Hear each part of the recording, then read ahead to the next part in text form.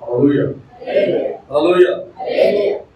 దేవుని యొక్క అతి పరిశుద్ధమైనటువంటి శక్తి కలిగిన నామమునకు హృదయపూర్వకమైనటువంటి స్తుతులు స్తోత్రాలు చెల్లిస్తూ 5వ మాసంలో కూడా దేవుడు మనల్ని ప్రవేశింపచేసి 3వ పరిశుద్ధ పునరుత్థాన దినమున దేవుని యొక్క సన్నిధిలో చేసినందుకు దేవునికి మొట్టమొదటిగా హృదయపూర్వకమైన స్తుతులు స్తోత్రాలు చెల్లిస్తూ మరి ఆహ్వానించినటువంటి అయ్యగారికి అమ్మగారికి సంఘానికి నా హృదయపూర్వకమైన వందనాలు తెలియజేస్తున్నాను. హల్లెలూయా. సంతోషంగా లేరంటున్నారు. సంతోషంగా ఉన్న వాళ్ళందరూ కూడా ఒకసారి గట్టిగా ఈ కాపు లేచిపోయేటటువంటి విధంగా అందరము ఒకే కట్టంతో ఒకేసారి దేవునికి స్తోత్రాలు చెల్లిద్దాము. సంతోషంగా ఉన్నవారు మాట్లాడారు.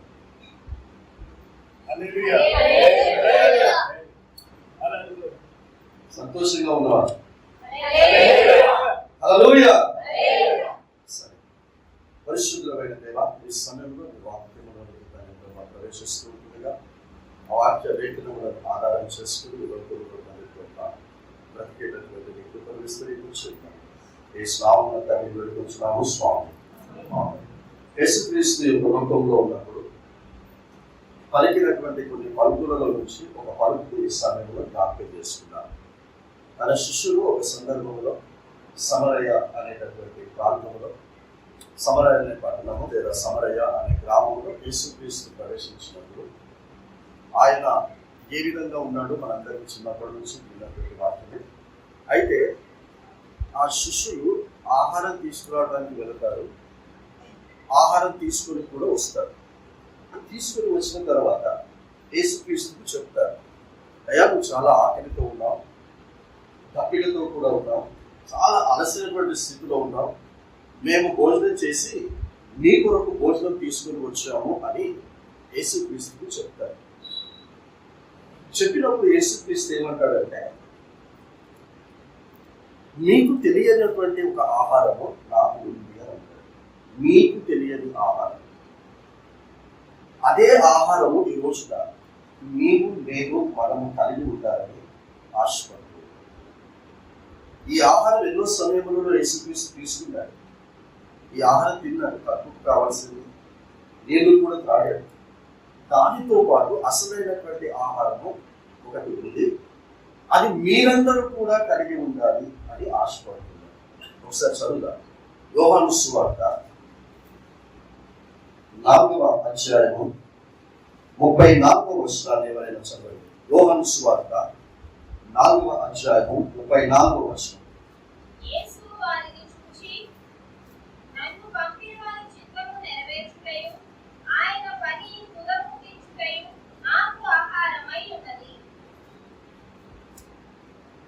యేసు చెప్తున్నారు, నాకు ఆహారం అయింది. ఏంటి అట? నన్ను పంపిన వాని చిత్తము నెరవేర్చాలి. మొట్టమొదటిగా ఇది నువ్వు చదువుకుంటుంటావు కదా బైబిల్.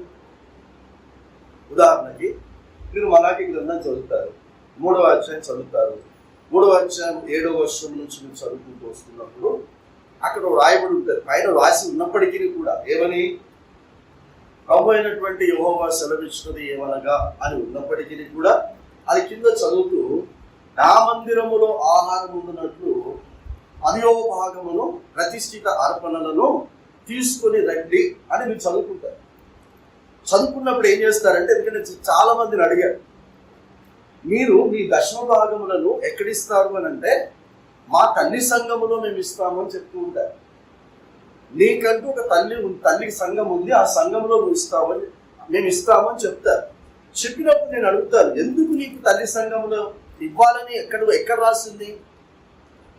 నువ్వు ఏ సంఘంలోనైతే పుట్టావో, ఏ సంఘంలోనైతే పెరిగావో, లేదా ఏ సంఘంలోనైతే బాప్తిసం తీసుకున్నావో, లేదా ఏ సంఘానికైతే నువ్వు రెగ్యులర్గా వెళుతున్నావో ఆ సంఘంలోనే ఇవ్వాలని బైబిల్లో ఎక్కడ ఉంది అని అడిగినప్పుడు వాళ్ళు నాకు చూపించేటటువంటి రెఫరెన్స్ ఏంటంటే, మలాకి గ్రంథం 3వ అధ్యాయం 7వ వచనం నుంచి చూపిస్తారు. నా మందిరం అని ఉంది అంటే, చదువుకునేటప్పుడు నా మందిరం అని చదువుకుంటున్నారు కనుక ఏం చేస్తున్నారు, నాకంటూ ఒక మందిరం ఉంది, ఆ మందిరంలో నేను దర్శనభాగం ఇస్తాను అని అంటాడు. కానీ అక్కడ రాయబడినటువంటి మాట ఏంటంటే, నా మందిరంలో ఆహారం ఉండున్నట్లు 10వ భాగం ఎందుకు అంటున్నాడంటే, నాకంటూ ఒక మందిరం ఉంది, ఆ మందిరములో ఆహారం ఉండాలి. ఆ ఆహారం ఉండాలి అని అంటే నాకంటూ ఒక ధననిధి ఉంది, ఆ ధననిధిలోనికి తీసుకురండి అని అన్నాడు. దేవుడు చెప్తున్నాడు, నాకంటూ ఒక మందిరం ఉంది, నీ మందిరము అనలేదు. అలాగే ఇది చదువుతూ ఉన్నప్పుడు యేసుక్రీస్తు అన్నటువంటి మాట, నాకు ఆహారమై ఉన్నది. ఏంటది? తండ్రి చిత్తమును నెరవేర్చడం నాకు ఆహారం, అది కూడా దానిని తుదముట్టించడం నాకు ఆహారం. ఇది వ్యక్తిగతంగా యేసుకు చెప్తున్నప్పుడు యేసు అన్నాడు, మీరు నన్ను పోని నడుచుకోండి అని కూడా అన్నాడు. సో మలాకీ గ్రంథం ఏ విధముగానైతే ఆహారం ఉంటున్నట్లు అని అంటున్నామో, ఆ ఆహారం గురించి కూడా ఇదే యోహాను సువార్త 6వ అధ్యాయంలో సెలవిస్తాడు. మీ పితరులు అరణ్యములో మన్నాను తిని నన్ను చనిపోయి, పరలోకములో నుండి దిగి వచ్చిన జీవాహారమును నేనే. నన్ను తినండి, నన్ను తినువాడు ఎన్నటికీ కూడా మరణించడు, నిత్యము జీవించినట్లు పరలోకములో నుండి దిగి వచ్చినటువంటి జీవాహారమును నేనే అంటాడు. 6వ అధ్యాయం మొత్తం కూడా చదువుకుంటే దాని గురించే రాస్తాడు. సో ఇక్కడ నువ్వు 10వ భాగం గురించి భావిస్తున్నప్పుడు నేను దేవుని మందిరం. ఇక్కడ ఉన్న మీరు మనమందరం కూడా దేవుని యొక్క ఆలయం. సో దేవుని మందిరమైనటువంటి నీలో ఏముండాలి? ఆహారం ఉండాలి. సో నేను వెళ్ళే సంఘములో నాకు నిజముగా జీవమునకు సంబంధించినది, నిత్య జీవమునకు నడిపించేటటువంటి ఆహారము నేను వెళుతున్నటువంటి సంఘములో నాకు దొరుకుతున్నట్లయితే ఆ సంఘములో నా దశభాగం ఇవ్వాలి. కానీ నేను వెళ్ళేటటువంటి ఆ సంఘములో నన్ను జీవములోనికి, నిత్య జీవములోనికి నడిపించేటటువంటిది, నా తప్పొప్పులను చూపించేటటువంటిది, నేను నడుస్తున్నటువంటి మార్గము సరైనటువంటి మార్గమా కాదా అని తెలియచేయనటువంటి ఆ సంఘములో నాకు సభ్యత్వము ఉన్నప్పటికీ, నేను రెగ్యులర్గా వెళుతున్నప్పటికీ, అక్కడ ఆ సంఘములో నేను దశమ భాగం ఇచ్చినప్పటికీ కూడా నా దేవుడు అంటాడు, నీవు నాకు దశమ భాగం ఇవ్వలేవు అని అంటాడు. అదేంటి ప్రభు, నేను రెగ్యులర్గా ఇస్తూ ఉన్నాను కదా, నేను వెళ్ళేటటువంటి చర్చ్లో ఇస్తున్నాను కదా అంటే, నేను చర్చ్లో ఇవ్వమని చెప్పలేదు. నాకు అనగా నాకంటూ నీ దేహం ఆలయమై ఉంది కనుక ఆ ఆలయములో నువ్వు మార్పు చెందాల్సింది, జీవములో నుంచి నిత్య జీవంలోనికి నడిపించబడటానికి, సత్యములో నుంచి సర్వసత్యములోనికి నడిపించబడటానికి నీకు ఆ సంఘములో వాక్యము దొరకడం లేదు కనుక, అలా బోధించడం లేదు కనుక అక్కడ నువ్వు ఇస్తే నాకు ఇచ్చినట్టు కాదు. అలా నేను చెప్పాను అక్కడ. అదే ఉందామా? ఒకసారి చదవండి. మలాకీ గ్రంథం 3వ అధ్యాయం 8వ వచనం చదవండి ఒకసారి. మానవుడు దేవుని యొక్క దొంగిలించునా,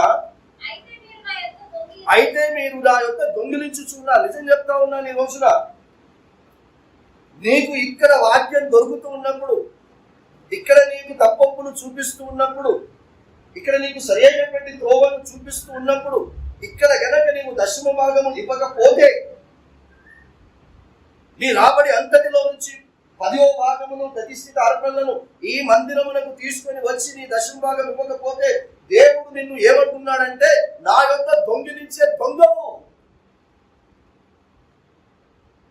దేవుని యొక్క దొంగిలిస్తారా అంటే అక్కడ చెప్తున్నాడు, దొంగిలిస్తున్నారు. ఎలా దొంగిలిస్తున్నారు? చదువుబెట్ట.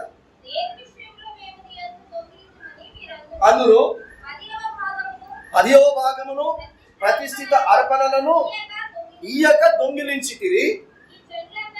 ఈ జనులందరూ నా యొక్క దొంగిలించుచునే ఉన్నారు. రెండవది ఏమంటున్నాడంటే, దొంగ అర్థమే కాకుండా మీరు శాపగ్రస్తులై ఉన్నారు అని అంటున్నాడు. నువ్వు గొప్ప ప్రార్థనా పరురాలివి, సంఘ పరిచర్యలో అన్నింటిలో ముందు వరుసలో ఉన్నావు.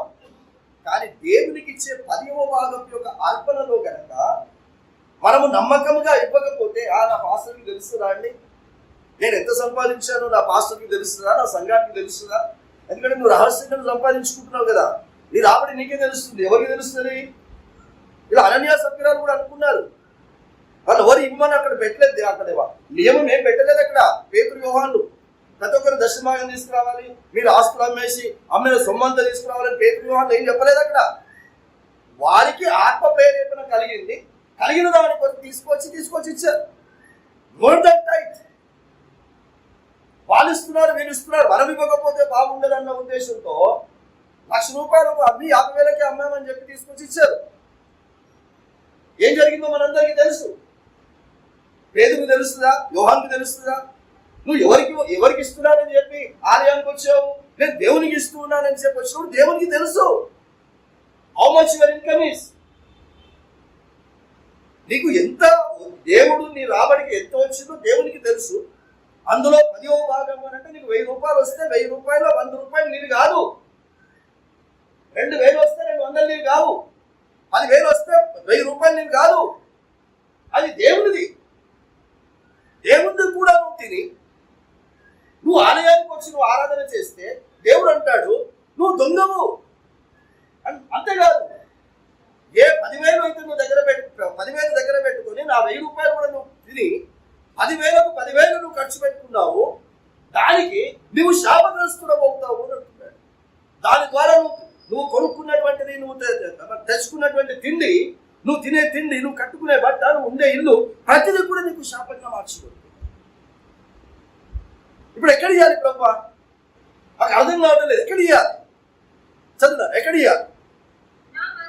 నా మందిరం. ఎవరంటున్నారు ఇది? నువ్వు చదువుకుంటున్నప్పుడు అది నీకు కాదది. 7వ వచనం అంటున్నాడు, ప్రభువు యెహోవా సెలవిచ్చినది ఏమనగా నా మందిరములో ఆహారం ఉండునట్లు. అంటే దేవుడు చెప్తున్నాడు ఇది, నా మందిరములో ఆహారం ఉండునట్లు. ఏముంటున్నట్లు? అంతే, జీవాహారమై ఉన్నటువంటి వాక్యం. 10వ భాగము కొంతయు కదా, కొంతయు. 10వ భాగం అంతయు అన్నాడా, కొంతయు అన్నాడా?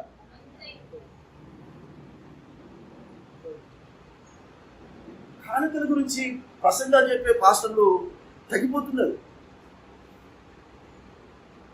మీరు ఇవ్వకండి అని చెప్పే పాస్టర్లు కూడా ఉన్నారు. ఎందుకు అని అంటే వచ్చేటటువంటి క్రైస్తవ విశ్వాసంలో ఎలాంటి ఆలోచనలు, ఎలాంటి తలంపులు వస్తూ ఉన్నాయంటే మేము ఇవ్వటం వల్లే పాస్టర్లు బ్రతుకుతున్నారు, మేము ఇవ్వటం వల్లే వాళ్ళ యొక్క అవసరతలు అక్కడ తీర్చబడుతున్నాయి అనేటటువంటి ఆలోచనలతో సంఘస్థులు వస్తున్నందుకు పాస్టర్లు కూడా మీరేమి ఇవ్వాల్సిన అవసరం లేదు, అక్కర్లేదు అని చెప్పాల్సినటువంటి పరిస్థితికి విశ్వాసం తీసుకొస్తున్నారు, సంఘస్థులు తీసుకొస్తున్నారు. కాబట్టి అక్కడ నువ్వు అది చదువుతూ ఉన్నప్పుడు అది దేవుని యొక్క మందిరం అయినప్పుడు ఈ మందిరము గురించి, ఈ దేహము గురించి యేసుక్రీస్తు ఏం చెప్తున్నాడంటే ఇది దేవుని యొక్క మందిరము, కాబట్టి ఈ మందిరమై ఉన్న ఈ దేహముతో నేనేం చేస్తాను అని అంటే దేవుని చిత్తమును మాత్రమే నెరవేరుస్తాను. దేవుని చిత్తమును నెరవేర్చుటయు దానిని తుదముట్టించుటయు నాకు ఆహారమై ఉన్నది.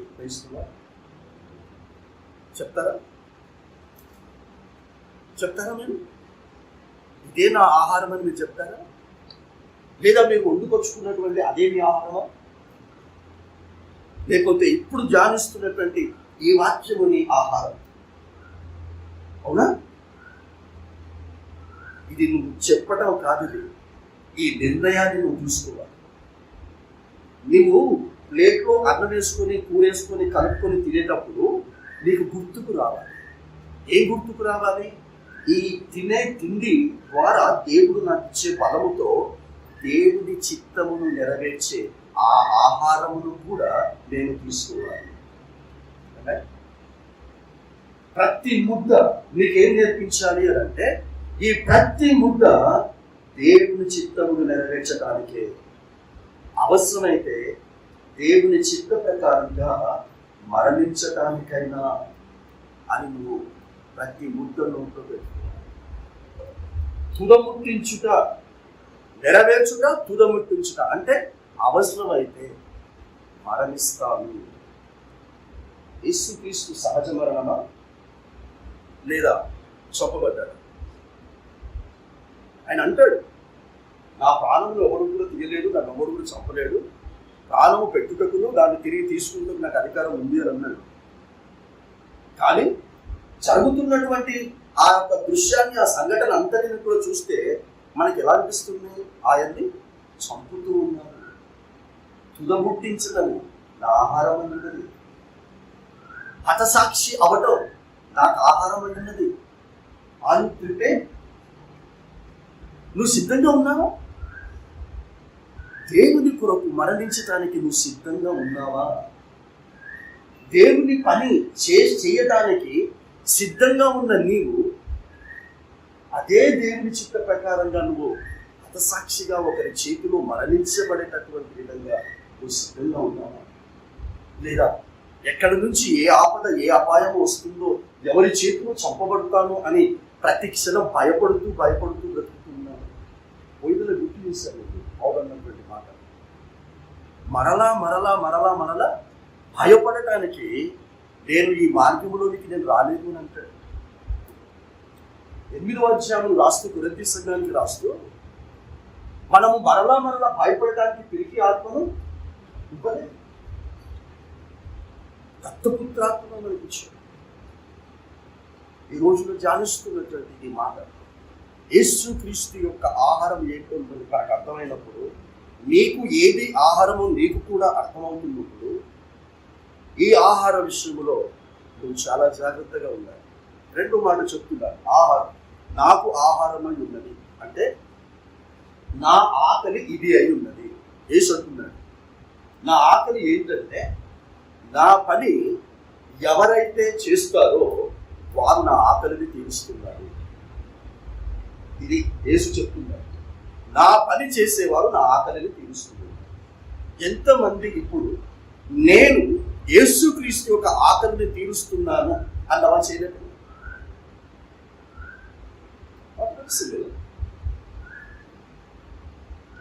యేసుని ఆకలి తీరుస్తున్నప్పుడు నువ్వు యేసు ఆకలి తీర్చవా? మన ప్రార్థనలు ఇదేగా. ఏమిటా? లేస్తే పడుకునే సమయం వరకు ప్రార్థన అనగానే ఏం చేస్తావు? నాకు, నా కుటుంబానికి,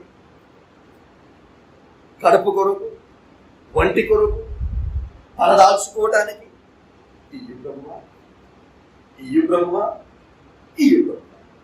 ఎవరి కొరకు?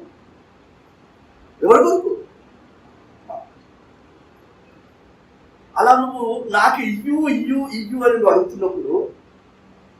అడుగుతున్నప్పుడు నువ్వు ఆమె అనగానే ఆయన నోరు తెలుస్తాడు. అలాగే చోటు తెరిచాడు. నువ్వు ఆమె అనగానే ఆయన నోరు తెరిచి ఆయన అంటాడు, నేనిప్పుడు నీకు ప్రార్థన చేస్తాను. నువ్వు నా దగ్గర నువ్వు ప్రార్థన చేస్తున్నావుగా, ఇప్పుడు నేను నీ దగ్గర నా కొరకు ప్రార్థన చేస్తాను అని నోరు తెలుస్తాను. నువ్వు అడిగినంత నేను చేస్తా. ఇప్పుడు నేను నిన్ను అడుగుతా, నీ కడుపు కొరకు అడిగావుగా, నా ఆకలి తీర్చన్నావుగా, నాకు దాహము తీర్చన్నావుగా, ఇప్పుడు నా ఆకలిని తీర్చు బిడ్డ అని నువ్వు ఆయన నిన్ను అడుగుతున్నాడు. నీ ఆకలిని నేను ఎలా తీర్చాలి అంటే ఆయన అంటున్నాడు,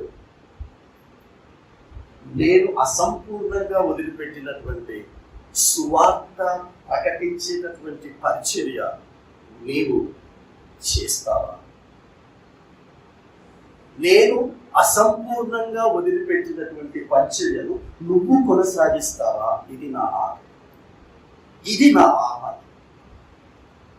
నా ఆకలి తీర్చని మాత్రమే కొందరు అడగరు.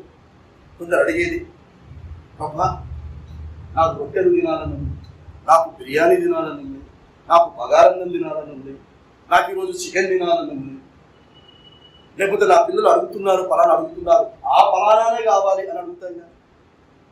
ఆయన ఆకలిలో ఆయన కూడా అడుగుతున్నాడు, పలానా అని అడుగుతున్నాడు. పలానా స్కూల్లో నాకు అడ్మిషన్ కావాలి నా పిల్లలకి, పలానా కాలేజీలో, అన్ని మనమే చెప్తాం, పలానా కాలేజీలో అడ్మిషన్ కావాలి. ఆయన కూడా అడుగుతున్నాడు. నా ఆకలి ఏంటంటే నా పని నీ పనిగా కొనసాగిస్తావా కాదు? ఈ రోజున నా పనిని నీ పనిగా ప్రారంభిస్తావా? తెలుసుకున్నా, నా పనిని నీ పనిగా ప్రారంభిస్తావా? ప్రారంభించినటువంటి వారిని అడుగుతున్నాడు, కొనసాగిస్తారా? దారిని త్రోగిస్తారా? ఎందుకు అసంపూర్ణంగా నేను అంటున్నానంటే, ఈ 4వ అధ్యాయంలో సమరయ గ్రామానికి వెళ్ళాడు. ఒక్కరికి మాత్రమే సువార్త చెప్పాడు. ఆ సువార్త కూడా ఆది కాండము నుంచి మలాకి వరకు ఏం చెప్పలేదు. ఏం చెప్పాడు? అమ్మా? ఎదురుగా ఉన్నటువంటి ఆ స్త్రీని బ్రతుకును చూపించాడు. తెలుస్తున్నావు, నువ్వు బ్రతుకుతున్న బ్రతుకే కాదు అన్నాడు. నువ్వు బ్రతుకుతున్న బ్రతుకు అది చాలా చాలా నీచమైన బ్రతుకు అని చూపించాడు. స్వార్థ అంటే ఏంటి?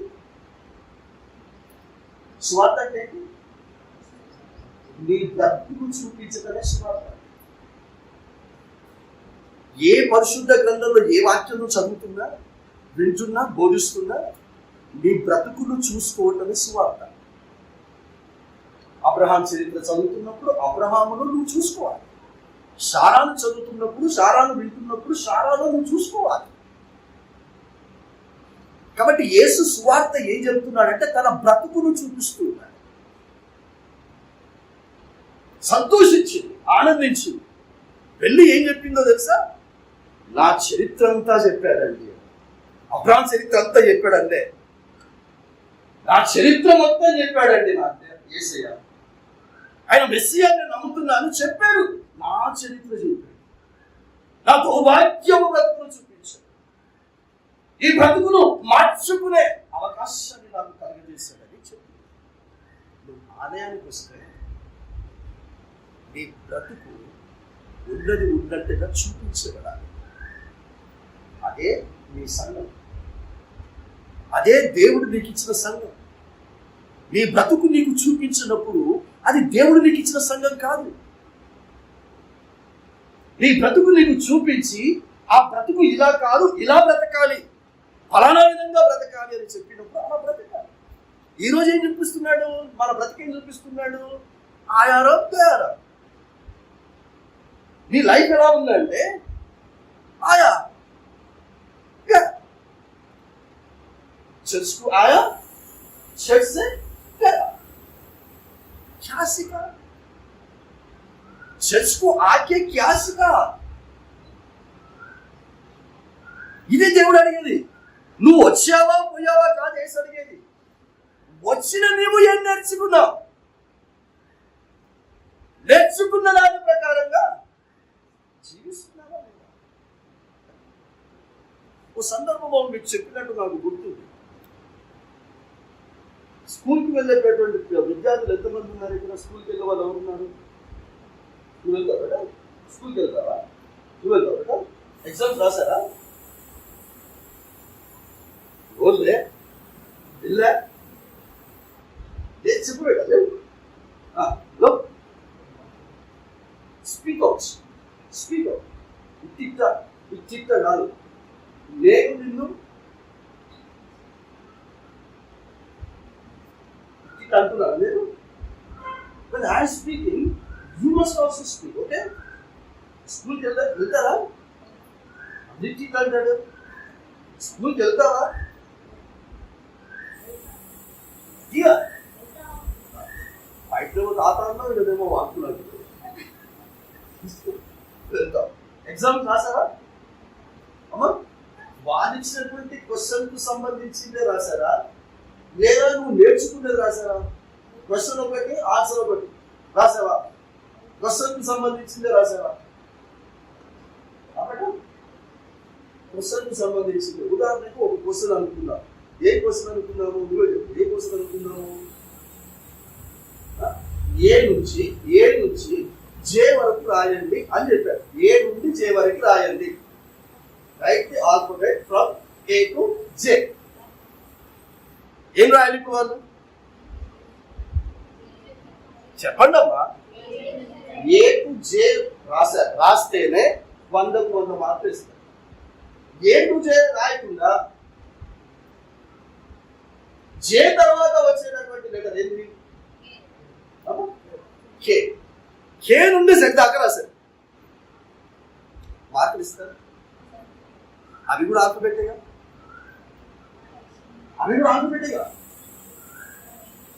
కానీ నువ్వు నేర్చుకున్నది కాదు. నేర్చుకున్న దానిలో నుండి ఏది అడిగితే ఏది రాయమంటే అది రాయాలి. అట్లాగే మనం ఈ సంఘానికి వస్తే అన్ని నేర్చుకుంటాం. నేర్చుకున్నప్పుడు నాకు ఒకలాంటి ప్రశ్న, నీకు ఒకలాంటి ప్రశ్న. అంటే నాకు ఒకలాంటి పరీక్ష, నీకు ఒకలాంటి పరీక్ష. నాకు అనారోగ్యం లాంటి పరీక్ష, నీకు ఆర్థికపరమైన ఇబ్బందులు లాంటి పరీక్ష. నీకు పిల్లలతో తలనొప్పి అనేటటువంటి పరీక్ష కొందరికి, కొందరికి తల్లిదండ్రులతో తలనొప్పి అనేటటువంటి పరీక్ష. సో నాకు ఇచ్చినటువంటి అనారోగ్య పరీక్షలకు నేను దానికి తగినటువంటి విధముగానే అనారోగ్యాన్ని తట్టుకోవాలి, భరించాలి. అంతే తప్ప అయ్యారు నేను నమ్ముకున్న ఏసీ నాకు ఏదో పరీక్ష పెట్టి అనారోగ్యంతో వేసేసాడు కాస్త శ్రీ వ్యక్తి ప్రార్థన చేసి అనారోగ్యం అయితే అది ఏ టు జే రాయమన్నాడు పిల్లల్ని. ఏ టు జే రాయమంటే పెన్సిల్ పట్టుకున్నాడు ప్రభా, ఏ టు జే రాయమంటున్నారు ప్రభా, నీవే నా చేయి పట్టుకొని ఏ టు జే రాయించి ప్రభా, రాయించి ప్రభా.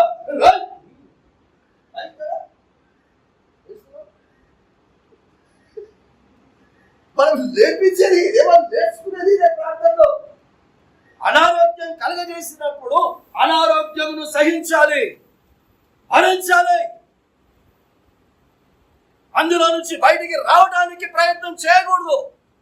ఇచ్చిన యేసయ్యనే, అనారోగ్యం కలగజేసిన యేసయ్యనే ఏ సమయంలో నీకు రిజల్ట్ ఇవ్వాలో ఆ సమయంలో ఆరోగ్యం అనే రిజల్ట్ ఇస్తాడు. వయసులో ప్రతిదానికి ఆయన దగ్గర జవాబు ఉంది. అడిగేదండి అడిగిపోతే ఇది అవుతుందండి, ఏడిపోతే ఇది అవుతుంది. ఒక కాలు ఆడ, ఒక కాలు ఈడ. వయసులో ఎప్పుడన్నా మళ్ళీ అయ్యగారు ఫోన్ చేస్తే అయ్యో అయ్యగారు ఫోన్ చేసినప్పుడు పోకపోతే మళ్ళీ తర్వాత ఇది కాదండి తుదముట్టించడం. సో ఇక్కడ ఆవిడ కాదు తన బ్రతుకును చెప్తే, తన బ్రతుకును చెప్పాడని వెళితే ఆమె మాటలు విని గ్రామస్తులు అందరూ కూడా వచ్చారు, పట్టణస్తులు అందరూ కూడా ఏసు దగ్గరకు వచ్చారు. ఆయన చెప్తూ ఉంటుంటే చాలా ఆసక్తి కలిగి ఓ 2 రోజులు ఎన్నో రాదా అయ్యో, ఓ 2 రోజులు మా గ్రామం మా పట్టణం ఉండండి. మీరు అడిగినట్టు మీ ఇంటికి మా పాస్టర్ గారు వాక్యం చెప్పడానికి కూడిక పెట్టడానికి వస్తే ఇంకో గంట ఉండండి, ఇంకో అరగంట ఉండండి.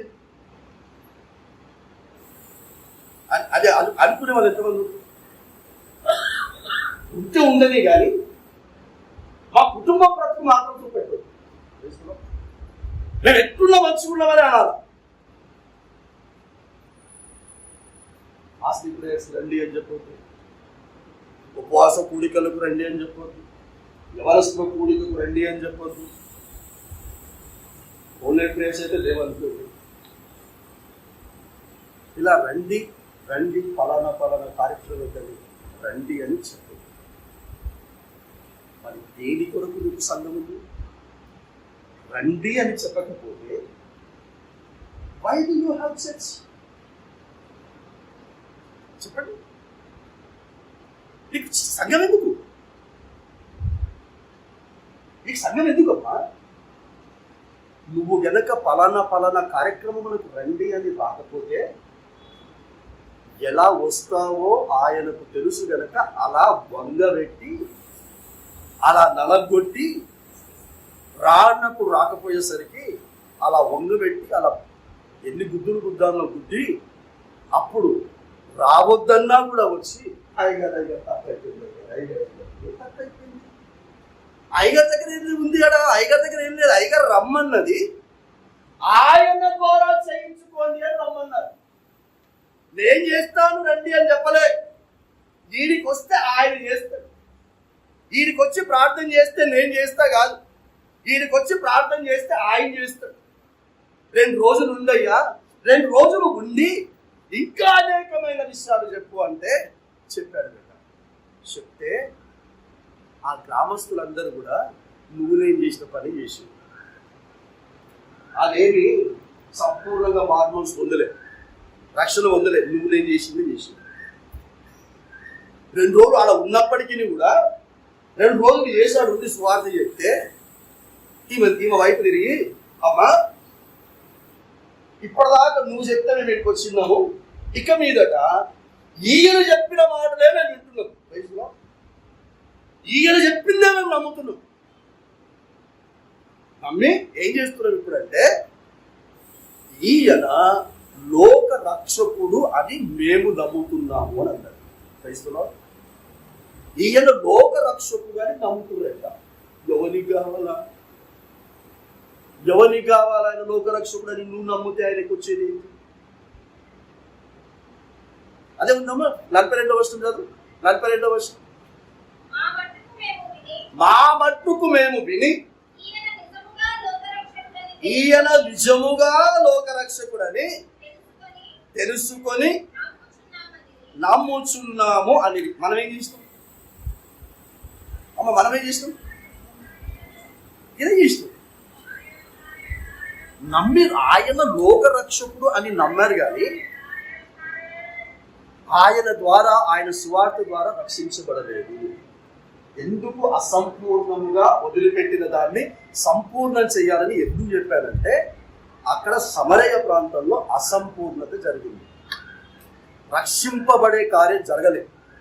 యేసు లోకరక్షకుడు అని నమ్మే కార్యం మాత్రమే జరిగింది.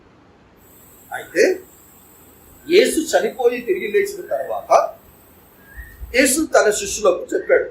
ఏ శిష్యులకు ఏది చెప్పాడో, నా తండ్రి చిత్తమును నెరవేర్చుటయు దాన్ని తుదముచ్చి నా ఆహారం అని చెప్పాడో అదే శిష్యులకు ఇప్పుడు ఏం చెప్తున్నాడు అని అంటే, సర్వలోకంలోనికి వెళ్ళండి, కనబడ్డోనికల్లా కూడా ఈ స్త్రీ బ్రతుకును ఎట్లా చూపించిందో, అబ్రహాంని చెప్పినా అబ్రహాంలో ఈ స్త్రీని చెప్పినా, సారాని చెప్పినా సారాలో ఈమెను చూపించిన, హాగర్ని చెప్పినా హాగర్లో ఈమెను చూపించిన, ఈయన చూపించిన.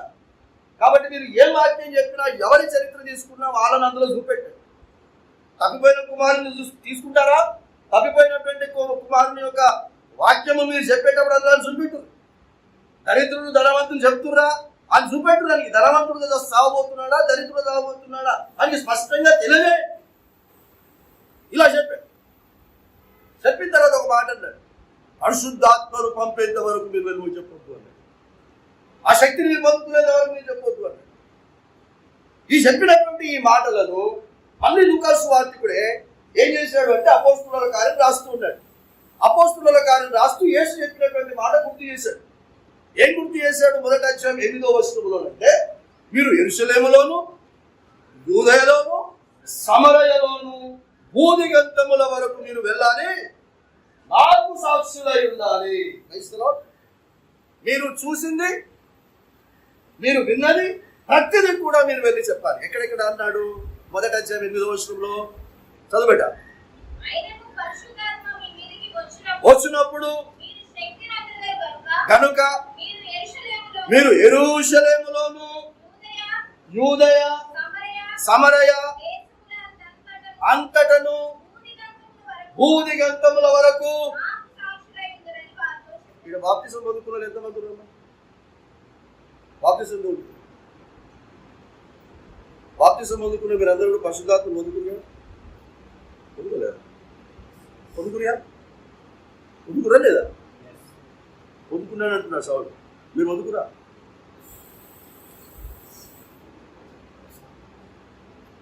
బాప్తిసం పొందుకున్నామంటే నీళ్ళలో ముందు చేసిన వాళ్ళు చెప్పవచ్చు. పరిశుద్ధాత్మ పొందుకున్నామంటే ఇప్పుడు ఎట్లా చెప్పాలి?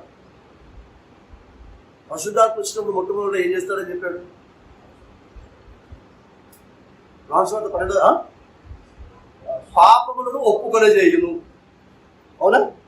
మరి నువ్వు పాపములను ఒప్పుకొని మరలా చేయననే కదా ముంగిలేసినావు. మరి పరిశుద్ధాత్మ పొందుకున్నావు అంటే సపోజ్ చేయవు. పొందుకున్నాను అంటే పొందుకుంటూ ఏం చేయాలో చెప్పింది కదా. ఇది మన వల్ల కాదు కదా. పరిశుద్ధాత్మ శక్తి పొందుకున్నప్పుడు ఏం చేయమన్నాడు? యూదయ సమరయ యెరూషలేములోను భూదిగంతములు అంటే అత్తాపూర్లో ఆల్రెడీ సామ్యులయ్య గారు ఉన్నారుగా, అమ్మగారు ఉన్నారుగా, వాళ్ళు చెప్తున్నారుగా, వాళ్ళు చేస్తున్నారు కదా. మనం ఏమైంది? మాకెందుకు లేదా? పేతురు లేరా? యోహాను లేరా? మిగతా 11 మంది మత్తయితో కలిపి 12 మంది అపోస్తలులు లేరా? ఉన్నారు.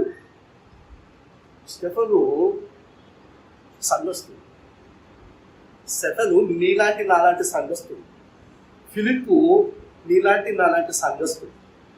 మీరు ఎట్లా వచ్చి కూర్చున్నారో అట్లా స్టెఫన్ వచ్చి కూర్చున్నాడు. మీరు ఎట్లా వచ్చి కూర్చుంటో అట్లా ఫిలిప్ వచ్చి కూర్చుంటారు. అక్కడ వచ్చి కూర్చొని వాక్యం వింటుంటే ఆ చర్చ్లోకి వచ్చేగా కొద్దిగా అల్లరి జరుగుతూ ఉంటుంటే, కొన్ని అనివార్య కార్యాలు జరుగుతూ ఉంటుంటే 7 తీసుకొచ్చుకోండి అన్నాడు. 7 తీసుకొచ్చారు. 7 ఈ ఫిలిప్పు, స్టెఫెను కూడా ఉన్నారు. వాళ్ళని సంఘ పెద్దలుగా నియమించారు. సంఘ పెద్దలు నియమించి చర్చ్ స్టార్ట్ అయ్యే ముందు ఇల్లు ఏమంటారు, చర్చ్ను ఊడవండి, కార్పెట్లు వేయండి, ఇవన్నీ కూడా చేసి ఎప్పుడన్నా ఎవరికైనా ప్రాబ్లమ్స్ ఉంటే ఆ ప్రాబ్లమ్స్ కూడా మీరు సాల్వ్ చేసుకోండి, మా దాకా తీసుకురాకండి, మేము వాక్యం చెప్పుకుంటూ పోవాలి, ఈ పని చేయాలా, మీకు మీ యొక్క ప్రాబ్లమ్ సాల్వ్ చేసుకుంటూ కూర్చోవాలి, ఈ పని చేయండి అని చెప్పాడు. వాళ్ళకి ఆ పని చేయమని చెప్తే వాళ్ళు ఆ పని చేసుకుంటూ తండ్రి చిత్తములు నెరవేర్చుటయు తుదబుట్టించుటయు మాకు ఆహారం అయి ఉన్నది, యేసు ఆకలి అయి ఉన్నది, ఆ ఆకలిని తీరుస్తామని స్టెఫెను బయటకు వచ్చాడు. హల్లెలూయా. ఒక సంఘస్థుడు స్టెఫెను బయటకు వచ్చాడు. 7వ అధ్యాయం అయిపోయింది, 8వ అధ్యాయంలోకి వచ్చేసాడు. స్టెఫెను చంపేసరికి అందరికీ భయం కలిగేది. మనకు భయం కదా, ఎవరినో ఎక్కడో చంపి పడేశారు, భయం కాలే. మీకు విషయం చెప్పాలా, ఈ నెలలో నిజామాబాద్ ప్రాంతానికి వెళ్ళాను. ఎన్నోసార్లు వెళ్తాను, ఒకసారి కార్లో వెళ్తాను, ఒకసారి బండి మీద వెళ్తాను, ఒకసారి బస్సులో వెళ్తాను. ఈసారి బస్సులో వెళ్ళాను. బస్సులో వెళ్ళేటప్పుడు ఈ బ్యాగ్ కూడా వస్తుంది. ఇప్పుడు ఇక్కడ బ్యాగ్ తీసుకురా, చేతిలో బైబిల్ పట్టుకొని వచ్చాను. నేను నిజామాబాద్ వెళ్ళేటప్పుడు బైబిల్ తీసుకుపోలేదు, పాటల పుస్తకం కూడా తీసుకుపోలేదు. బైబిల్ లేకుండా పరిచయం కూడా లేదురా. అంటే పరిస్థితులు పరిస్థితులను బట్టి ఎలా ఉంది అని అంటే, నేను పరిశుద్ధ గ్రంథాన్ని బ్యాగ్లో పెట్టుకొని కూడా తీసుకోలేనటువంటి పరిస్థితి ఏర్పడింది. ఎందుకు అనంటే, ఒకవేళ ఎవరికైనా తెలిస్తే వస్తారు, బ్యాగ్లో ఏముందో చూపించి తీసే బైబిల్ చింపేయమంటాడు, కరపత్రాలు ఉన్నాయి చింపేయమంటాడు. నేను బైబిల్ పెట్టుకోవాలా? వాడు ఇప్పుడు ఏమంటాడు, ఆ బైబిల్ని చింపుతావా లేదా? ఇప్పుడు ఏం చేయాలి? చింపకపోతే నేను చంపేస్తాను. ముందు ఏం జరిగింది తెలుసు కదా, నాకు చూసి నీకు అట్లా చేస్తాను అని అంటారు. ఇప్పుడు ఏం చేయాలి? ఇలాంటి పరిస్థితులు వస్తాయని ఈ పరిశుద్ధ గ్రంథాన్ని నా చేతిలో పెట్టుకుని అలవాటు లేదు. చేతిలో ఉంది, నా ఒంట్లో నరాల్లో ఛేదించుకొని పోయింది. పరిశుద్ధ గ్రంథాన్ని పెట్టుకొని పోలేదు, నా ఉదయంలో పరిశుద్ధ గ్రంథం ఉంది. నిజం వారికి గ్రంథాన్ని తీసుకొని పోలేదు, కానీ నా ఒంట్లో ఉంది. అక్కడికి వెళ్ళాను, పాటలు పాడాను, ఆరాధన జరిగించాను, వాక్యమును ప్రకటించి దేవుని యొక్క పని తుదముట్టించి మరలా హైదరాబాద్ వచ్చాను. హల్లెలూయా, హల్లెలూయా. మీ దగ్గర ఉందా? మీ దగ్గర ఉందా? మీ దగ్గర ఉందా? మీ దగ్గర ఉందా? మీ దగ్గర ఉందా? బ్రదర్, ఒక 10 నిమిషాల నుంచి వాక్యం చెప్పలేదు, ఒక 10 నిమిషాల నుంచి వాక్యం చెప్పలేదు. సడన్గా వాక్యం చెప్పాలంటే ఎట్లా చెప్తారు? ఒక గంట కాస్త టైం ఇవ్వాలి. I have to prepare this sermon before I speak. నువ్వు మాట్లాడితే ప్రిపరేషన్, పరిశుద్ధాత్ముడు మాట్లాడితే నో ప్రిపరేషన్. హల్లెలూయా. ఎప్పుడు మాట్లాడమన్నా నిలబడి మాట్లాడతాడు. ఏ వ్యక్తికి ఏ వాక్యం అవసరమో ఆ పరిశుద్ధాత్మ దేవుడే ఆ వాక్యంతో ఆ వ్యక్తితో మాట్లాడుకుంటాడు. You will not speak. పరిశుద్ధాత్ముడు మాట్లాడు. అలా అల్లరి కలిమిని సృష్టించినప్పుడు ఆ యొక్క పౌలు ఇక్కడ మార్చబడలేదు. ఆ సంఘం అంతటిని కూడా మహాభయంకరంగా హింసిస్తున్నాడు. 8వ అధ్యాయం రాగానే సంఘమునకు గొప్ప హింస కలిగేది అని రాస్తాడు. ఇప్పుడు కాదు, 2025లో కాదు, బిఫోర్ 2025 సంఘమునకు గొప్ప హింస కలిగింది. లాక్కెళ్తున్నారు, కొంగులు పట్టుకొని లాక్కెళ్తున్నాడు. ఒక పురుషుడు స్త్రీలను కూడా చూడకుండా జుట్టు పట్టుకొని ఇలా చర్చ్ లోపలికి వచ్చి జుట్టు పట్టుకొని ఈడ్చుకొని పోతున్నాడు ఒక్కొక్క స్త్రీని, ఒక్కొక్క పురుషుడు. అలా బహుగా హింసిస్తూ ఉన్నప్పుడు వాళ్ళకి గుర్తొచ్చింది యేసు చెప్పిన మాట. అప్పటిదాకా గుర్తుకు రాలేదు. చూసారా, దేవుడు హింస కలిగిస్తే కానీ గుర్తుకు రాలేదు. దేవుడు చెప్పాడు, ఏం చెప్పాడు? యెరూషలేములోను, యూదయలోను, సమరయలోను ఊదిగంతములకు వెళ్ళాలి అని చెప్పాడు.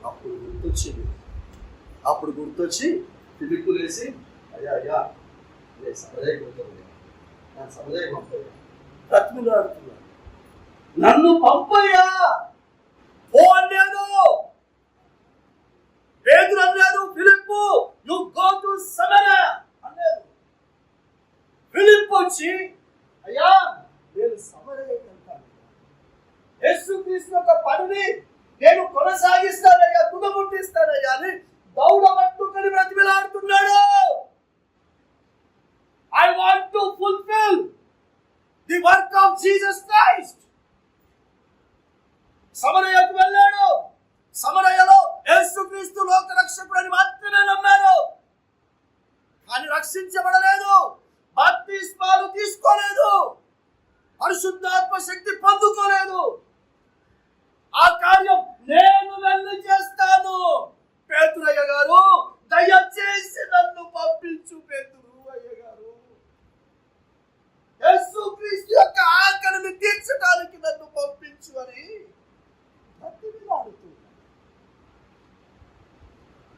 ఈరోజు ఈ ఆలోచన తలంపు నీకుందా? అయ్యగారు నాకు అది కావాలి, అమ్మగారు నాకు ఇది కావాలి, అమ్మగారు వాళ్ళ కొరకు ప్రార్థన చేయి, అయ్యగారు వీళ్ళ కొరకు ప్రార్థన చేయి, నన్ను పంపించండి, నన్ను పంపించండి. నశించు ఉన్నటువంటి ఆత్మల దగ్గరికి నన్ను పంపించు. అయ్యగారు మా చెల్లెల కొరకు ప్రార్థన చేయి, మా అక్కల కొరకు ప్రార్థన చేయి, మా కుటుంబస్తుల్లో నేను ఒక్కదాన్నే బయటకు వచ్చిన, నా కుటుంబం ఒక్కటే రక్షించబడింది, నాకు మీ సువార్త చెప్పినట్టు మా అక్కలకు, మా చెల్లెళ్ళకు, మా అన్నలకు, తమ్ముళ్ళకు కూడా మీరే చెప్పండి, మీరే చెప్పండి. నువ్వేం చేస్తావు? నువ్వు పోయి చెప్పవా? నీకు లేదా? తిమోతి గారికి పత్రికను రాస్తే ఏమంటాడు? తన స్వకీయులను, తన ఇంటి వారిని రక్షించుకోలేకపోతే విశ్వాస త్యాగము చేసిన వారై విశ్వాస భ్రష్టులవుతారంట. నీ సొంత ఇంటోలను నిన్ను రక్షించుకోమన్నాడు, నువ్వు రక్షించబడి నీ ఇంటోలకు నిన్ను స్వార్థ చెప్పన్నాడు. ఇది నా ఆకలి. నీకు ఓ స్వార్థ చెప్పాడు, ఆయన్నే నీ ఇంటోళ్ళందరికీ స్వార్థ చెప్పాలని కాదాడా? జక్కయ్య కుటుంబానికి చెప్పాడా? జక్కయ్యలో ఉన్న అందరికీ చెప్పిండా యేసు సువార్త?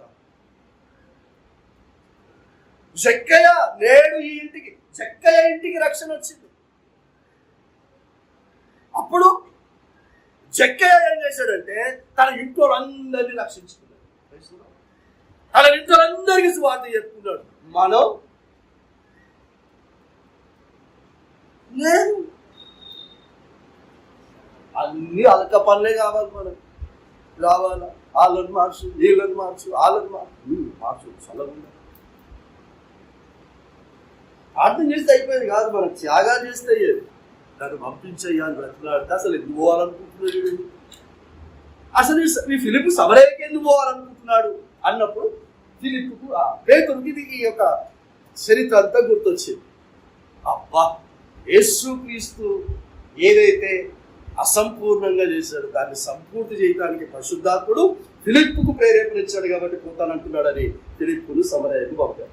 క్రైస్తవుడు సమరయకు పంపితే సమరయలో సువార్త ప్రకటిస్తూ ఉంటుంటే అప్పుడు వాళ్ళందరూ కూడా రక్షించబడి మారు మనసు పొందుకొని బాప్తిస్మమును కూడా తీసుకున్నారు. హల్లెలూయా. యేసు 2 రోజుల పరిచర్య లోక రక్షకుడు అని నమ్మారు. ఫిలిప్పు సువార్త ప్రకటించడం పరిచర్య మారు మనసు పొంది రక్షించబడి బాప్తిస్మాలు తీసుకున్నారు. ఒకసారి అది చదువుపెట్ట. అపోస్తుల కార్యములు 8వ అధ్యాయము 12వ వచనం. అయితే ఫిలిప్పు అమ్మ ఇది ఎక్కడ జరిగిందో కూడా చదువుతావు బిడ్డ. 4వ వచనం. కాబట్టి చెదిరిపోయిన వారు స్వార్థ వాక్యమును ప్రకటించుచు సంచారము చేసిరి. అప్పుడు ఫిలిప్పు సమారయ పట్టణమునకు వెళ్ళి, హల్లెలూయా, ఏ పట్టణమునకు? యేసు అంతకు ముందు 4వ అధ్యాయంలో వెళ్ళిన చోటికి వెళ్ళి ఏం చేశాడు బిడ్డ? 12వ వచనములో దేవుని రాజ్యమును గూర్చియు యేసుక్రీస్తు నామమును గూర్చియు సువార్త ప్రకటించుచు ఉండగా వారు అతనిని నమ్మి పురుషులను స్త్రీలను బాప్తిస్మము పొందిరి. హల్లెలూయా. పొందిన తర్వాత ఇప్పుడు పేతురు యోహాను సంగతి తెలుసుకున్నారు. యెరూషలేములో ఉన్న అపోస్తలులు ఈ విషయం తెలుసుకున్నారు. ఫిలిప్పు ద్వారా సమరయంలో రక్షణ కార్యం జరుగుతుందండి. అనేకులు పరలోక రాజ్యానికి వారసులు అవుతున్నారండి. దేవుని రాజ్యంగా సిద్ధపరచబడుతున్నారని తెలుసుకున్న విషయము వెంటనే పేతురు యోహానును పంపారు. పేతురు యోహానులో చేంజ్ చేశారు చూడగా 17వ వచనంలో వారి మీద చేతులుంచగా వారు పరిశుద్ధాత్మను పొందిరి. హల్లెలూయా, హల్లెలూయా. యేసు ఉన్నప్పుడు యేసు లోక రక్షకుడు అని నమ్మారు అంతే. కానీ దానిని కొనసాగిస్తూ తుదముట్టించిన వాడు ఫిలిప్పు. ఒక విషయం నేను ఇంకొక విషయం చెప్పి నేను ముగించేస్తాను 5 నిమిషాల్లో. తిమోతి గారు ఉన్నారు, పౌలు ద్వారా రక్షించబడినటువంటి వ్యక్తి తిమోతి ఉన్నారు. అదే విధంగా ఎపఫ్రోదు అనే వ్యక్తి కూడా ఉన్నాడు. వీళ్ళిద్దరూ వారి ప్రాణములు ఇవ్వటానికి కూడా సిద్ధపడ్డారు. ఎపఫ్రోదు అనేటటువంటి పేరు పొందినారు. పౌలు పేరు కొన్ని లక్షల సార్లు అనేక చోట్ల వింటారు. కానీ ఎపఫ్రోదు అనేటటువంటి మాట చాలా తక్కువ. అతడు ఒక సందర్భంలో మరణకరమైనటువంటి రోగం వచ్చింది. మరణకరమైనటువంటి రోగం వస్తే ఇక చచ్చిపోతారని అందరూ ఉద్దేశం. సంఘం కూడా ఫిలిప్పు అనేటటువంటి సంఘంలో ఇప్పుడు ఇది గెత్సెమనే ప్రార్థన సంఘం ఎలా ఉందో అలాగా ఫిలిప్పు అనే పట్టణంలో ఫిలిప్పు సంఘం ఒకటి ఉంది. ఫిలిప్పీయులు అనేటటువంటి ఒక సంఘం ఉంది. ఆ సంఘస్థులు కూడా ఎప్పుడు చనిపోతాడులే, ఇక మరణకరమైన బాధ వచ్చింది, ప్రార్థన చేస్తున్నారు. అయితే వీరందరి ప్రార్థనలు కన్నిటి రోజున ఒక రోజుని ఆ వ్యక్తి మీద దేవుడు కనికరించి ఆ మరణకరమైన వ్యాధిని స్వస్థపరిచారు. ఆరోగ్యవంతులైన తర్వాత పౌలు దగ్గరికి వచ్చి ఏ ఫిలిప్పీ సంఘస్థులైతే ఆరోగ్యం కొరకు ప్రార్థించారో ప్రార్థించండి, దేవుడు నాకు స్వస్థత ఇచ్చాడు, మరణం కావాల్సిన నన్ను బ్రతికించాడు. I want to be the testimony for Jesus Christ. నాకు ఇచ్చిన ఆరోగ్యం కొరకు, నాకు ఇచ్చిన ఆయుష్ కొరకు నేను వెళ్తాను, సాక్షిగా ఉంటాను అని అంటే పంపించటానికి తీర్మానం తీసుకొని పంపిస్తున్నాను, ఆయనను చేర్చుకుని నేను ఉత్తరము రాసి ఎపిఫ్రోదు చేతిలో పెట్టి పంపిస్తాడు. చూడండి ఆ మాట ఒకసారి. ఫిలిప్పీలకు రాసేటువంటి పత్రిక 3వ అధ్యాయం అపోస్తలుడైనటువంటి పౌలు ఫిలిప్పీ సంఘానికి రాసిన పత్రిక 2వ అధ్యాయము 27వ వచనం చదువుకుంటా. పైన తిమోతి గురించి రాస్తాడు. 27వ వచనంలో ఏమంటాడు? నిజముగా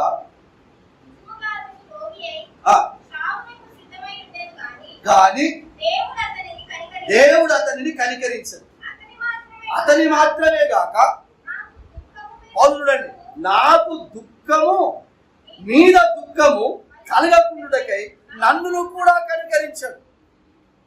పౌలు సేవా పరిచయంలో ఉంటే ఎలా ఉన్నాడటమ్మా?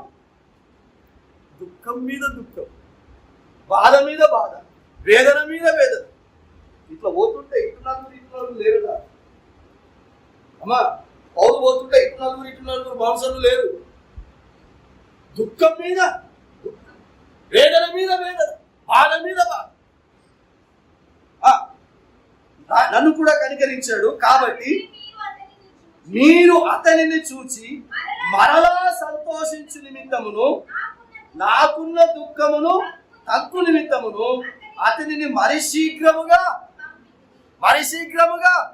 చాలా త్వరగా పంపాను. అని పౌలు అంటున్నాడు. ఇప్పుడు మీ గురించి యేసుక్రీస్తు పరిశుద్ధాత్మలో నా ద్వారా ఈ మాటలు అన్నాను. ఇక్కడ ఎపెఫ్రోదు అనేటటువంటి పేరు పెట్టాడు. అతన్ని శీఘ్రముగా పంపితిని అని అన్నాడు.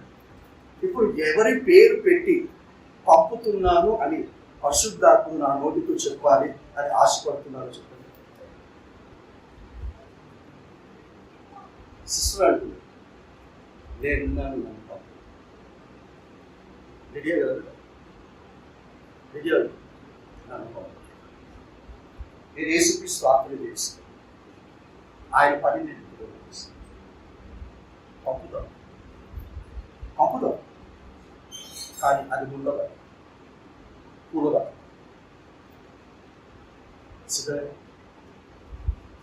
పంపితి అని ఏమంటాడు చూడండి. పంపితిని ఎందుకు పంపుతున్నాను? పంపితిని నా ఎడల నీ ఉపచర్యలో ఉన్న కొదువను తీర్చుటకై అతడు తన ప్రాణమునైనను లక్ష్య పెట్టక. Are you prepared for this? ఈ విధంగా సిద్ధంగా ఉన్నావా నువ్వు? యేసుక్రీస్తుని నేను సొంత రక్షకుడిగా అంగీకరించాను. ఎవడికి కావాలి?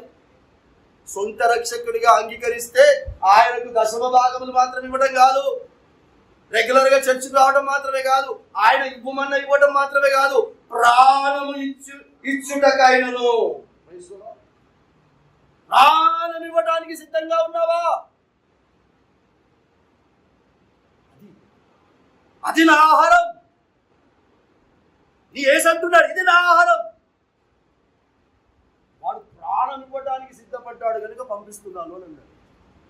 ప్రాణము ఇచ్చుటకైనను క్రీస్తు యొక్క పని నిమిత్తం, అనగా ప్రభు యొక్క పని నిమిత్తము చావునకు సిద్ధమై ఉండను గనుక పూర్ణ ఆనందముతో ప్రభువునందు అతనిని చేర్చుకొని అట్టి వారిని గనపరచుడి. అట్టి వారిని గనపరచుడి అంటే ఎపఫ్రోదులోగా లాగా ప్రాణములను ఇచ్చుటకైనను కూడా తెగించి ప్రభువు పని నిమిత్తం చావటానికి కూడా సిద్ధపడ్డటువంటి అలాంటి ఎపఫ్రోదును ఏం చేయండి? చేర్చుకోనండి. అట్టి వారిని, అలా సిద్ధపడిన వారిని గనపరచండి. నేను సిద్ధపడ్డాను, ఎపఫ్రోదులాగా నేను సిద్ధపడ్డాను కనుక అతని పని నిమిత్తము నేను చావడానికైనా సిద్ధపడ్డాను కనుక నన్ను దేవుడు పౌలు పలికిన విధముగా గణపరుస్తూనే ఉన్నాడు. హల్లెలూయా! గణపరుస్తూనే ఉన్నాడు. ఒక ప్రక్క పరిస్థితులు అనుకూలంగా లేనప్పటికీ కూడా, అలా పరిస్థితులు అనుకూలంగా ఉండవని 2025 సంవత్సరాల క్రితమే నా యేసయ్య చెప్పాడు. మీరు సువార్త ప్రకటించారు దానికి వెళితే చచ్చిపోతారు. పైకి చెప్పాడు, మీరు సర్వలోకంలోనికి వెళ్ళి సర్వ సృష్టికి సువార్త చెప్పాడు. పైకి చెప్పాడు, పైకి వాళ్ళు వినేటట్టు చెప్పాడు. లోపల అనుకున్నాడు, వాళ్ళకి వినపడకుండా లోపల అనుకున్నాడు. మీరు వెళ్ళి సువార్త ప్రకటిస్తున్నారు చూడు, నన్ను చంపిన విధంగా మిమ్మల్ని కూడా చంపుతారు. వాళ్ళు వెళ్ళి ప్రకటించండి. లోపల అనుకున్నాడు, నన్ను చంపిన విధంగా మిమ్మల్ని చంపుతారు. ఒక్కడు తప్ప, అపోస్తలులలో శిష్యులలో ఒక్కడు తప్ప అందరూ చంపబడ్డారు. అందరూ చనిపోరు, అందరూ చంపబడ్డారు. పౌలు దుఃఖము మీద, బాధ మీద. ఈరోజు మనకన్నా 4-5 జతలు ఉన్నాయి. 4-5 జతలు ఉన్నాయి పట్ట. పౌలుకి ఒకటే జత, పౌలు గారికి ఒకటే జత. ఇంతకుముందు చెప్పింటారు, అమ్మ వచ్చింది, పరిచయకి వెళ్ళిపోయాడు, ఇంటి రావట్లేదు. అమ్మ వచ్చింది, కొడుకుని చూడాలి. అమ్మ వస్తే అది బయట కూర్చోబెట్టాడు, శీల బయట కూర్చోబెట్టాడు. అమ్మ వస్తాడు ఇప్పుడే. అరగంట అవుతుంది, గంట అవుతుంది, 2 గంటలు అవుతుంది, 3 గంటలు అవుతుంది, 4 గంటలు అయింది ఇంకా రాడు. ఏమైనా ఇంకా రాడు అంటే లోపల ఏం చేస్తున్నాడు? స్నానం చేస్తున్నాడు. అమ్మ 4 గంటలు స్నానం ఏంటయ్యా? నా కొడుకు 4 గంటలు స్నానం చేసి చేయడం ఏంటయ్యా అంటే, వచ్చిన తర్వాత నీ కొడుకుని ఆమెకి అమ్మ నీ కొడుకే చెప్తాడు. ఎందుకంటే స్నానం చేస్తుంది నీ కొడుకు. 4 గంటలు చెప్తుంటే నాకెందుకు, నేనెందుకు నోటితో చెప్పు, నువ్వే నీ కొడుకుని అంటే కొడుకు వచ్చింది బయటికి. 4 గంటల తర్వాత బయటకు వచ్చిన తర్వాత ఇస్త్రీ లేదు, ఏం లేదు, బట్టలకి ఇస్త్రీ లేదు, ఏం లేదు, వేసుకున్నాడు మొక్కలు వచ్చి ఏం కూడా 4 గంటలు స్నానం చేస్తావు కొడుతాను, 4 గంటలు అయింది నేను వచ్చి అని అంటే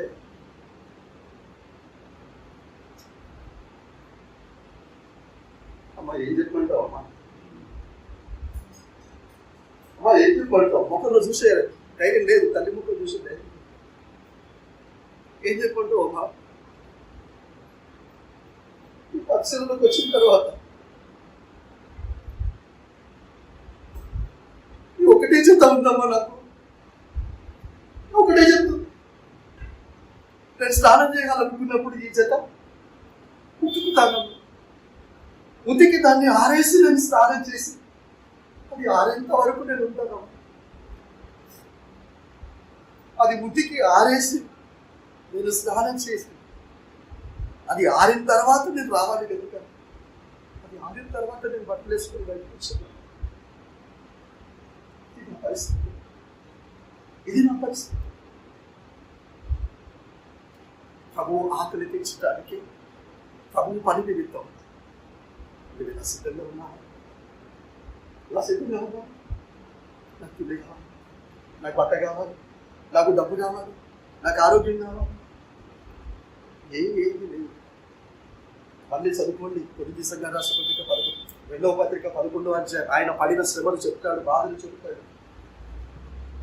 ఇది పూల బాట కాదు, ముళ్ళ బాట. నా యేసయ్యను నమ్ముకుంటే నీకంతా మేలు ఉండదు, మేలు తప్పకుండా ఉంటుంది.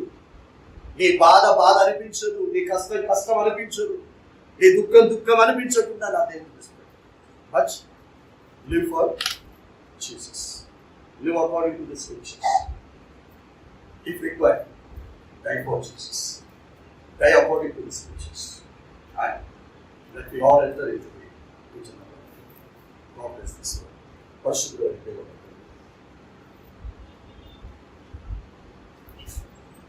నీ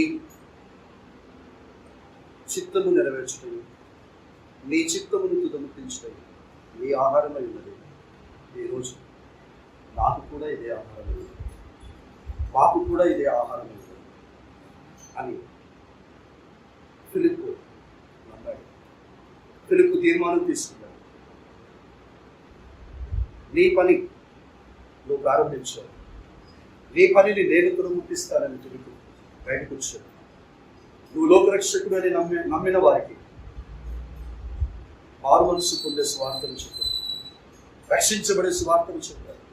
వారు పాపములను ఒప్పుకునేటటువంటి సువార్తను చెప్పినప్పుడు పాపములను ఒప్పుకొని మారు మనసు పొంది రక్షించబడి బాప్తిస్మము తీసుకున్నారు. ఫిలిప్పు గారి ద్వారా వారు బాప్తిస్మం పొందుతున్నారన్న విషయం అపోస్తలులు తెలుసుకుని పేతురు యోహాను పంపినప్పుడు వారు పరిశుద్ధాత్మ అనే వరము పొందుకునేటటువంటి విధముగా వారి మీద చేతి నుంచి ప్రార్థన చేసినప్పుడు ఆ పరిశుద్ధాత్మ శక్తిని కూడా పొందుకున్నారు.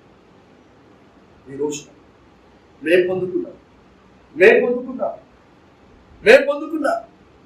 కానీ మా ద్వారా ఎంతమంది పొందుకుంటున్నారు అన్న ప్రశ్న మా ముందు వేశారు.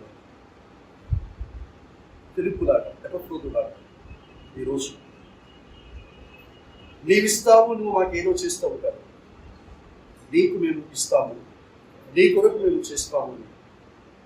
ఈ వర్తమానము ద్వారా ఎవరైతే మనసులో స్థిరమైనటువంటి మనసుతో నిర్ణయం తీసుకున్నారో దానికి కట్టుబడి ఉంటుంది.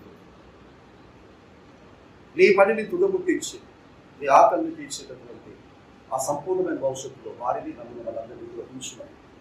యేసుక్రీస్తు నామమున తండ్రి వేడుకుంటున్నాము స్వామి.